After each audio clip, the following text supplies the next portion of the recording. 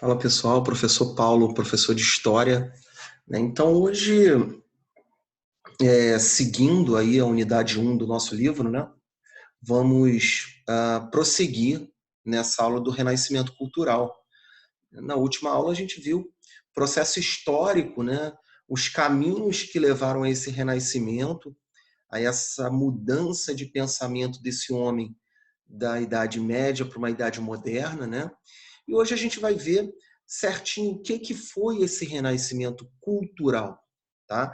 Muitas pessoas confundem um pouco de renascimento comercial. Renascimento comercial foi um pouco antes, foi ali o surgimento das cidades, ainda na Idade Média, o ressurgimento das cidades, né? A formação da burguesia. O renascimento cultural, ele já vai ser um pouco posterior, tá? Já nessa idade moderna, já consolidando essa idade moderna. Tá legal? Então vamos continuar acompanhando aí. Para embasamento, a gente vai continuar essa aula aí na página 414, tá, do livro Renascimento. Tá legal? Seguindo aí as características mais básicas, quem foram os artistas, como é que eles trabalhavam isso, qual era a forma de pensamento desse renascimento. Tá legal? Deixa eu compartilhar a tela aqui com vocês. Vamos lá, seguindo, aí na página 414, tá? Chegamos a comentar na última aula que o berço desse movimento renascentista, por conta das cruzadas, né, que reabriram ali o comércio no mar Mediterrâneo, foi as cidades italianas. Tá? Lembrando que não existia a Itália como Estado, como país ainda. Você tinha reinos ali, cidades que dominavam esse comércio e enriqueceram muito. Essas cidades passaram a patrocinar esses artistas, né? A gente chama dessa forma de mecenato, eram os mecenas, eram as pessoas que patrocinavam esses artistas, tá legal? A gente vai ter aí, nesse primeiro momento, um retorno da antiguidade clássica, tá? Principalmente nas cidades italianas, o contato com esse material lá da Grécia, lá de Roma, aqueles grandes filósofos, aquelas grandes construções que eram feitas, né? Então, esses caras têm esse contato e passam a valorizar essa cultura greco-romana como se fosse uma cultura perfeita, né? O que aconteceu na Idade Média era para ser apagado, mais ou menos nesse nível. Tá legal? Vamos lá. Então, aí na página 415, né, a gente vai ter aí a questão da expansão europeia, que a gente já trabalhou um pouco nas últimas aulas, né, nas aulas anteriores, com a melhoria das tecnologias, a coisa do estudo, né, científico, trouxeram melhorias em tecnologias, melhorias na relação como você vê esse mundo, tá? Eu até coloquei aqui a questão do heliocentrismo. Você tinha, antes de você descobrir que o Sol é o centro do sistema solar, você tinha o geocentrismo, que a Terra era, era o sistema era o centro do sistema solar. Então acreditava-se que o sistema solar girava em torno da Terra. E com os estudos, né, com a possibilidade desse desenvolvimento mais livre, e nem tão livre, porque muitos morreram por falar isso, né? Você descobriu ali que a Terra não é o centro do universo, que é o Sol, todos os planetas giram em torno do Sol, que a Terra ela não é plana, que a Terra ela é redonda, então era possível você fazer a circunnavegação da Terra, que os mares eles eram exploráveis, né? Se acreditava-se muito anteriormente em lendas, em mitos, de que o mar era impossível de se atravessar, tinham monstros e tudo mais. Então, com o desenvolvimento do renascimento científico também, você desenvolve técnicas e novas terras são achadas, novos mundos são achados, né? Um continente todo é achado, a gente viu isso um pouco anteriormente, né? A chegada aqui de Colombo, a chegada de Cabral, e, entre outros aqui no continente americano. Né? Nesse momento, o que se conhecia era o continente africano, o continente europeu e o continente asiático, né? O mar Mediterrâneo como centro ali, né? Do que se era conhecido. Então, vamos voltar aqui.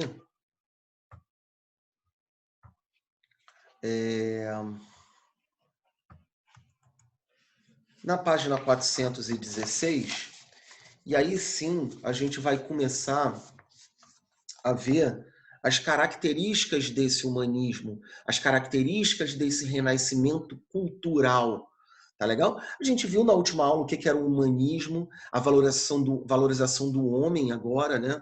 Esse homem da Idade Moderna, ele passa a valorizar o homem como a maior criação de Deus, como a criação perfeita de Deus, né? E você vai ter esse humanismo, esse cientificismo, essa coisa de você mexer com a ciência, né? De você tentar entender melhor esse homem, né? Tentar representar esse homem da melhor maneira possível. Então, eu coloquei aqui até um negócio legal, um macete aqui, de a gente ver as características desse renascimento. A gente tem aqui como base a palavra carinho, tá vendo? As primeiras letras aqui, ó. Carinho, tá? Para a gente não esquecer, um macetinho aí, tá? O C do carinho é o cientificismo. Eu até coloquei referência aqui na página 417. Se vocês quiserem dar uma lida aí, né, o que foi desenvolvido na astronomia, o que foi desenvolvido na medicina, o que foi desenvolvido na matemática, o que foi desenvolvido na arquitetura, né? Mas, professor, arquitetura com ciência, claro, os cálculos matemáticos para você fazer uma grande catedral, os cálculos matemáticos para você fazer um castelo, né? Tudo isso era dentro da ciência, se desenvolvia dentro da ciência.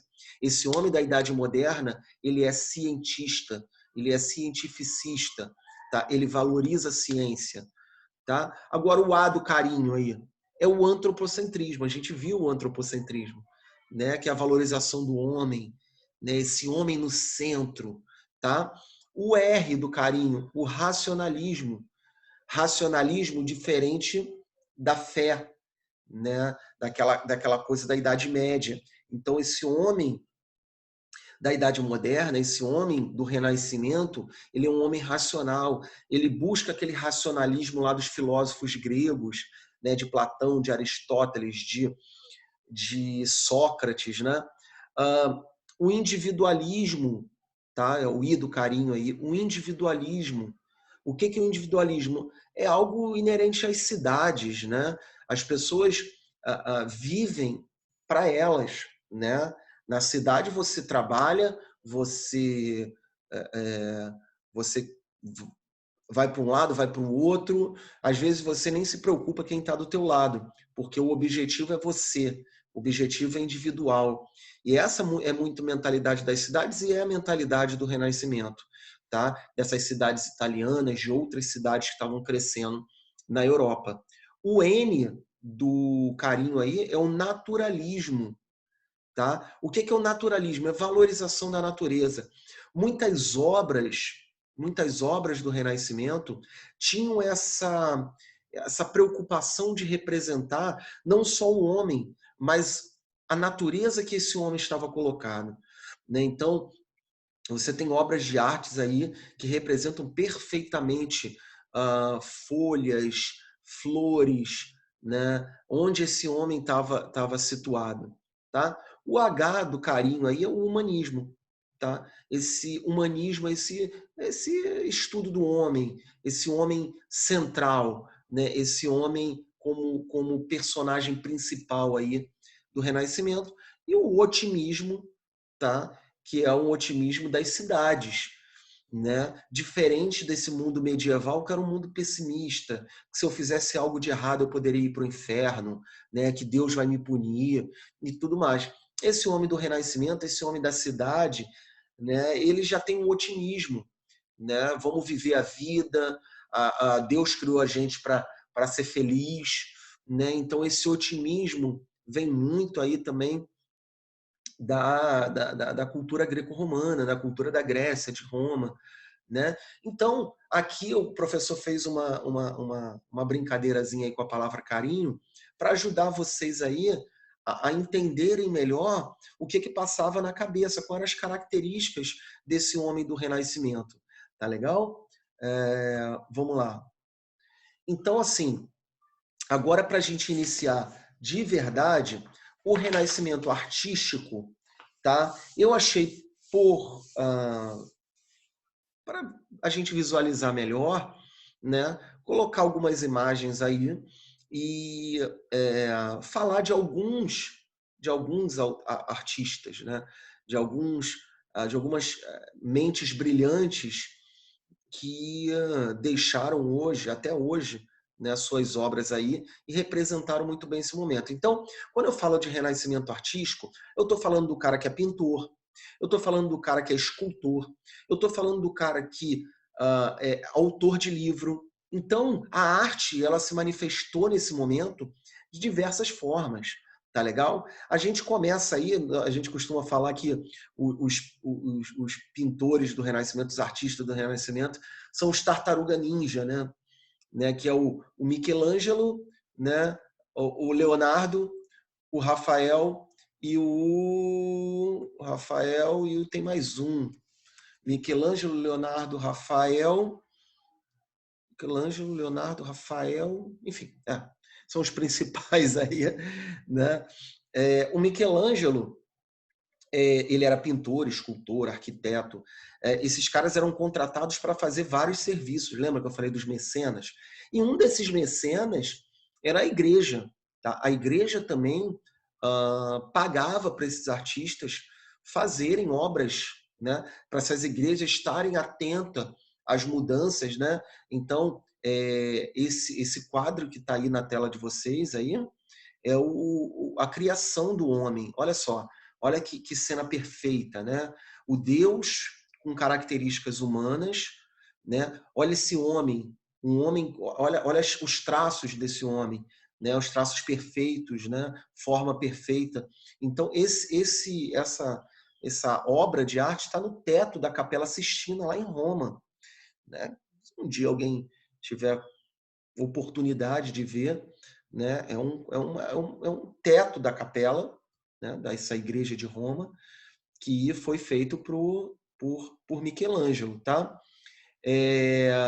Para essa capela ele concebeu e realizou grande número de cenas do Antigo Testamento.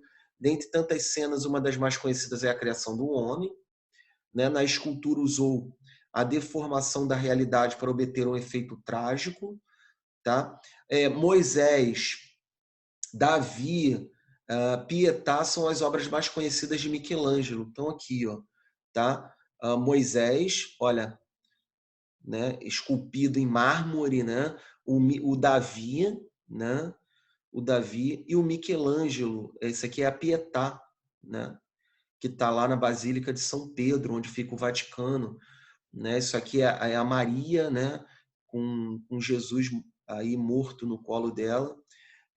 As proporções são perfeitas, né? No livro de vocês tem uma análise dessa obra, da página 421, muito interessante vocês estarem lendo, né? Como as proporções são perfeitas, né? Como o enquadramento é perfeito, né? Esse mármore que era feito, essas esculturas, era chamado de mármore Carrara, né? E existe até um ditado popular aí, com certeza vocês já escutaram, né? Quando a pessoa é muito parecida com alguém, o pessoal fala esculpido e escarrado, né? É parecido, né? É parecido como se fosse esculpido e escarrado. Não, é esculpido em Carrara.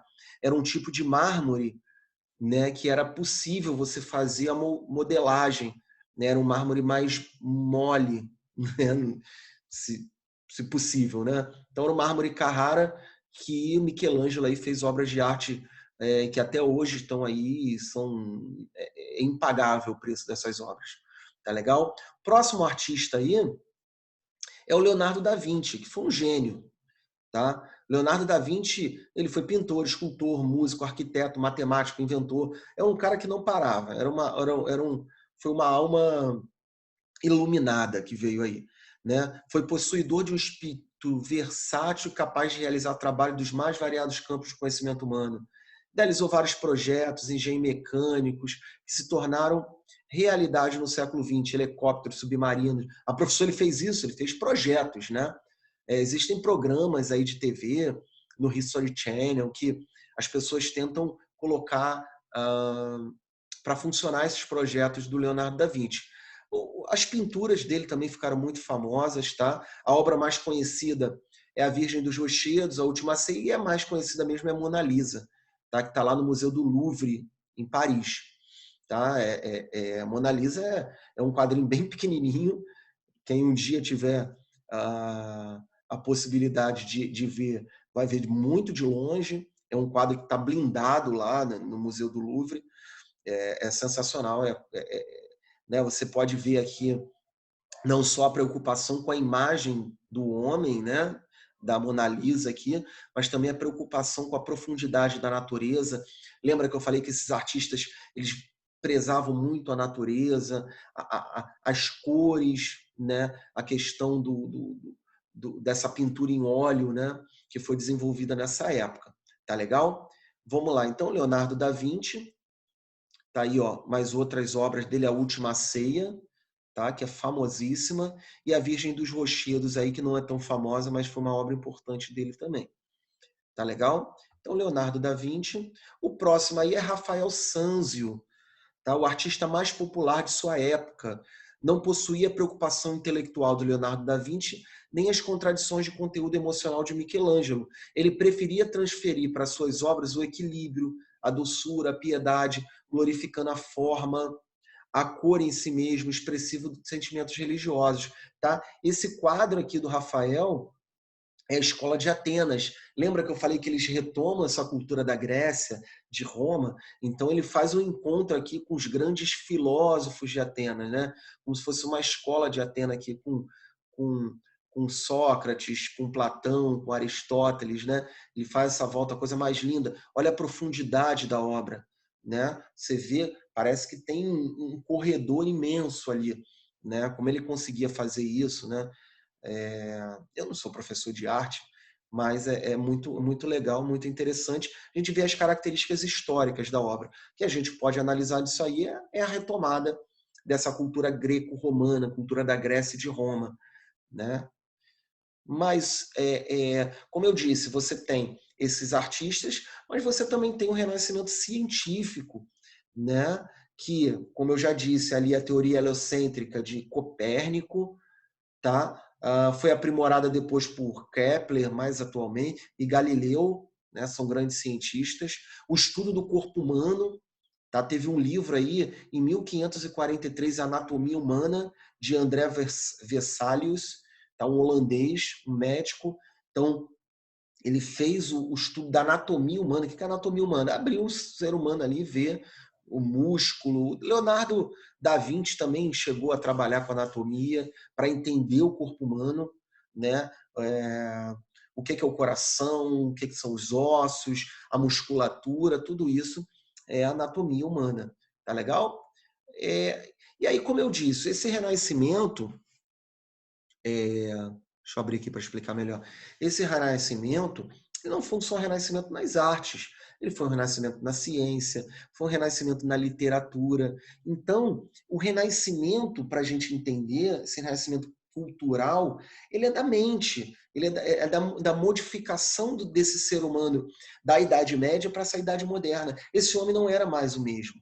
Tá? E isso se expandiu para várias coisas, para várias situações. Então, numa literatura, né, num quadro, numa escultura, numa ciência, tudo isso era mentalidade renascentista. Tá? Para a gente terminar aqui, vamos ver, tá? Inclusive aqui até na página de vocês, na página 421, que vai falar sobre essa literatura renascentista. Tá? Os principais aí, eu disse, o principal local do Renascimento foi a Itália. Mas você teve em outros lugares, né? Aí na Inglaterra, tá? Com Thomas Moros, uma filosofia, resgatou a filosofia grega de Platão para escrever sua obra Utopia, que era uma sociedade ideal, justa, com divisão da propriedade, enfim. Tem o Shakespeare, que é muito famoso, né, que produziu Romeu e Julieta, Hamlet, tá? Valorizava esse homem, valorizava as relações humanas. Né? Na Holanda aí a gente tem o Erasmo de Roterdã, que escreveu esse livro Elogia à Loucura, criticando de forma irônica, de forma crítica ali a igreja, né, o poder dessa igreja, que era muito forte ainda. Tá? Você tem na Espanha aí o Miguel de Cervantes, com um livro maravilhoso, que é o Dom Quixote de La Mancha, que faz uma crítica àquele cavaleiro medieval, aos romances da Idade Média. Então, assim, quem não teve contato, cara, busca na internet. Se puder comprar o livro, é muito, muito legal, uma literatura muito legal de se ver. É um livro de 1547 aí. É, desculpa, 47 foi quando Cervantes nasceu. Não sei exatamente a data do livro, mas ali desse início aí, dessa Idade Moderna. Tá? Em Portugal, aí a gente tem o Camões, Luís de Camões, que vai publicar o Lusíadas, exaltando a história do reino português, né? As expedições dos descobrimentos portugueses. Né? Então, é, esse renascimento ele se deu também em outros lugares, de formas menores, mas também se deu. Tá? A gente, quando lembra de renascimento, a gente lembra, claro, de Michelangelo, Donatello, Leonardo, né? E que fizeram esses quadros maravilhosos, essas esculturas maravilhosas, mas esse renascimento ele não foi só nos quadros, na arte, ele foi também na cabeça desse homem da Idade Moderna, tá? Que rompe com esse homem da Idade Média. Isso que é importante a gente entender. Né? E daqui para frente, essa Europa ela vai efervescer em muitos conflitos por conta dessa mudança de mentalidade. A gente, na próxima aula, vai falar sobre a reforma protestante, esse poder da igreja, da igreja católica apostólica romana, ele começa a ser quebrado e a gente começa a ter uma série de divisões dentro da igreja. Tá? Então, a gente vai aos pouquinhos aí analisando como esse renascimento cultural modificou o pensamento desse homem europeu para estar modificando toda uma Europa, modificando toda uma estrutura da sociedade europeia. Tá legal? Espero que tenham entendido. Deem uma olhada no livro. Esse é um capítulo muito lindo, é um capítulo muito legal. Vocês podem analisar aí. O livro tem vários QR Codes aqui. Então,